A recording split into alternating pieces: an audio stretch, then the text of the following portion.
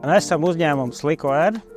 Darbojamies optikas nozarē jau vairāk nekā 30 gadus. Mūsu klienti ir optikas veikali. Mēs izgatavojam tikai un vienīgi brīļu lēcas pēc individuāla pasūtījuma. Izmēra ziņā mēs esam salīdzinoši mazi, un tādēļ mēs varam vairāk uzmanības pievērst saviem klientiem, viņu kaut kādām īpašām, speciālām vēlmēm. Katrā ziņā mēs negribam zaudēt šo te individuālo pieeju klientam, ieviešot digitālos risinājumus. Mēs startējām ar projektu mūsu uzņēmuma ražošanas procesa digitalizāciju. Mēs iegādājāmies 2 jaunas ražošanas iekārtas ar automatizēto funkciju un arī iegādājāmies ražošanas vadības programmu, kas mums ļauj labāk un ātrāk sekot pasūtījumu plūsmai, sākot no pasūtījuma ievadīšanas un beidzot ar pasūtījumu nokļūšanu noliktavā, lai piegādātu tālāk klientu. Ieviešot šo projektu, mūsu iespējas kļūst aizvien plašākas, mēs varam ražot vairāk un arī ātrāk. Un tas ir arī mūsu mērķis – iegūt jaunus klientus un apgūt jaunus eksporta tirgus.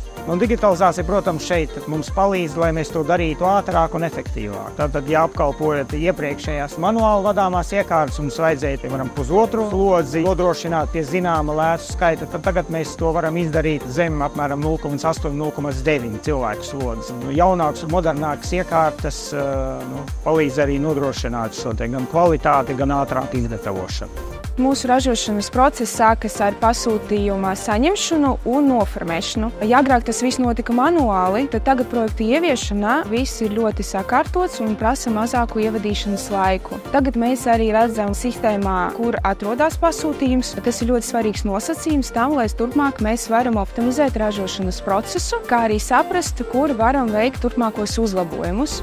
Protams, katrs jaunums tiek uzņemts skeptiski, jo tas tomēr prasa izmaiņas ikdienas darbā, bet mēs jau esam visi iestrādājušies, un līdz ar to šobrīd nav nekādu iebildumu jautājumu, kāpēc šis projekts tika ieviests.